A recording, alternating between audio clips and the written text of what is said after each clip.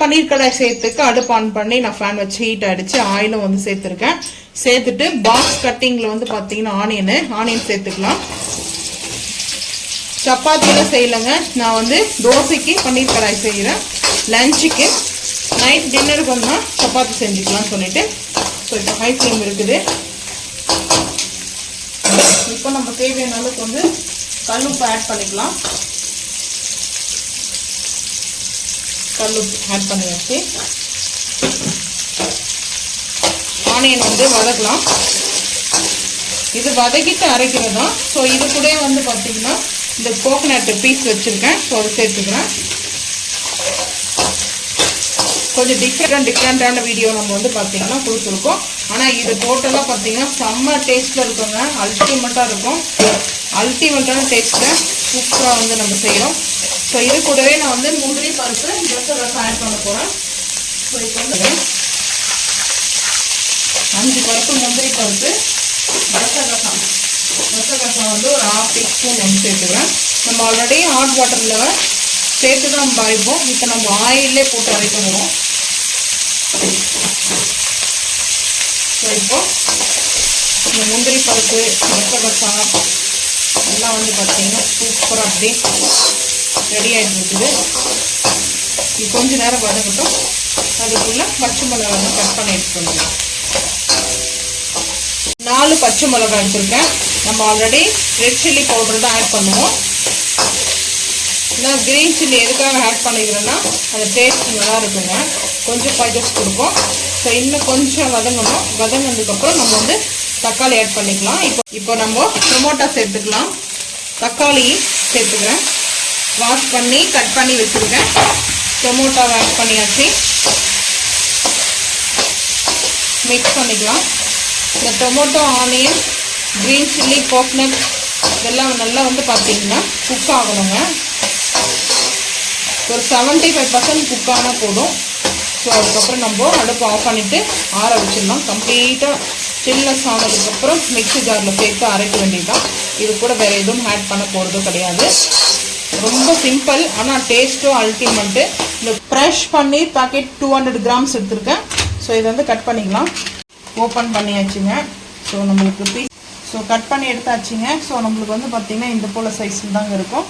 So cut பண்ணி எடுத்து gap போட்டதுனால நல்லா குக் ஆகிடுச்சுங்க. இப்போ அடுப்பு ஆஃப் பண்ணிவிட்டு பன்னீர் சாட்டேஜ் பண்ணிக்கலாங்க. பட்டர் போட்டு அடுப்பு ஆன் பண்ணி நாஸ்டிக் பண்ண வச்சுக்கிறேங்க. பட்டர் வந்து சேர்த்துக்கிறேன். ஹை ஃப்ளேம் பண்ணுறேன். அப்போ தான் பட்டர் சீக்கிரம் மெல்ட் ஆகும். பட்டர் நான் எதுக்காக கொஞ்சம் கூட மெல்ட் பண்ணுறேன்னா அதுக்கப்புறம் நம்ம மெல்ட் பண்ணி சேர்க்க போகிறதில்ல. ஸோ இதிலே நல்லா கொஞ்சம் பட்டர் எக்ஸ்ட்ரா சேர்த்துக்கிறேங்க.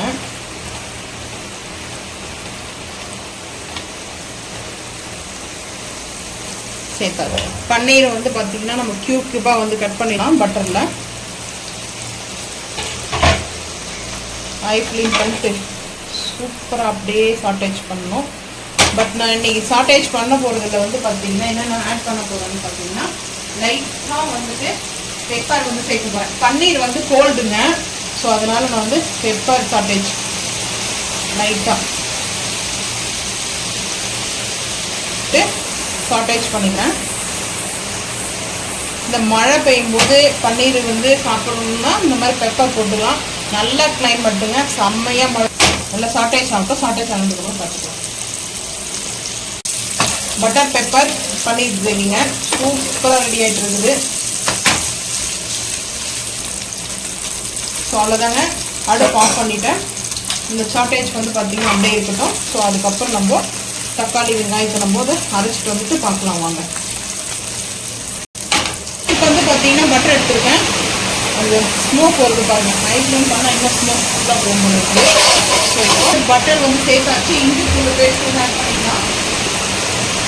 இஞ்சி பூண்டு பேஸ்ட்டு ஒரு ஸ்பூன் எடுத்துக்கணும். இஞ்சி பூண்டு பேஸ்ட்டு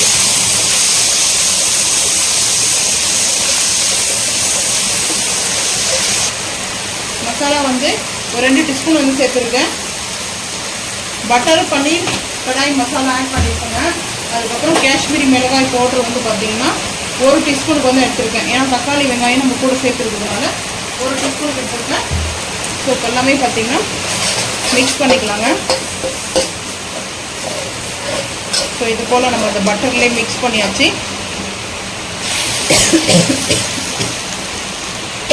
இப்போ வந்து பார்த்தீங்கன்னா அப்படியே மிக்ஸ் பண்ணிக்கலாங்க. எந்த அளவுக்கு கிரேவி வேணுமோ அந்த அளவுக்கு வந்து வாட்டர் வந்து சேர்த்துருக்கேன்.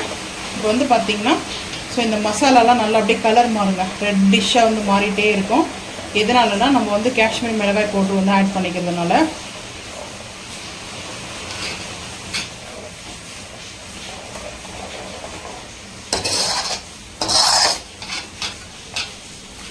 பன்னீர் வந்து சேர்த்துக்கலாங்க.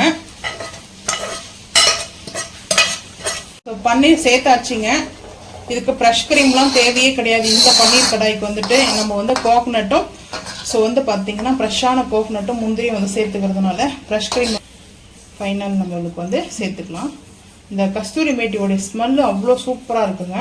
நான் வந்து கொஞ்சம் எக்ஸ்ட்ராவே வந்து சேர்த்துக்கிறேன். நீங்கள் வேணுன்ற அளவுக்கு கம்மி பண்ணிக்கோங்க. ஸோ அது உங்களோட விருப்பங்க. இப்போ ஹை ஃப்ளேம் பண்ணியாச்சு. ஹை ஃப்ளேம் பண்ணிவிட்டு எல்லாம் மிக்ஸ் பண்ணிக்கலாம். இந்த பன்னீர் கடாய் வந்து பார்த்தீங்கன்னா அவ்வளோ சூப்பராக இருக்கும். ஒரு 5 நிமிஷம் வச்சு ஓப்பன் பண்ணி பார்க்கலாங்க. மிக்ஸ் பண்ணிக்கலாம். அடுப்பு வந்து ஆஃப் பண்ணிட்டுங்க. அடுப்பு ஆஃப் பண்ணிட்டு வந்து பார்த்தீங்கன்னா இப்போ மிக்ஸ் பண்ணிக்கலாம். சூப்பராக வந்து பார்த்தீங்கன்னா பக்காவாக நல்லா சுட சுட வந்து ரெடியாக இருக்குது. நம்மளுக்கு வந்து பார்த்தீங்கன்னா இந்த பன்னீர் கிரேவி அட்டகாசமாக இருக்கும். பன்னீர் கிரேவி, கடாய் பன்னீர் கிரேவியோட திக்னஸ் வந்து பார்த்தீங்கன்னா இந்த அளவுக்கு தான் இருக்கணும். ரொம்ப திக்னஸாக இல்லாமல் ரொம்ப லிக்விடாக இல்லாமல் ஸோ இந்த அளவுக்கு திக்காக இருந்தால் தான் ஃபேவரட் வந்து ஃபுட்டு என்னுடைய பட்டர் நான். அதோடு சேர்த்து சாப்பிடும்போது வேறு லெவலில் இருக்கும்.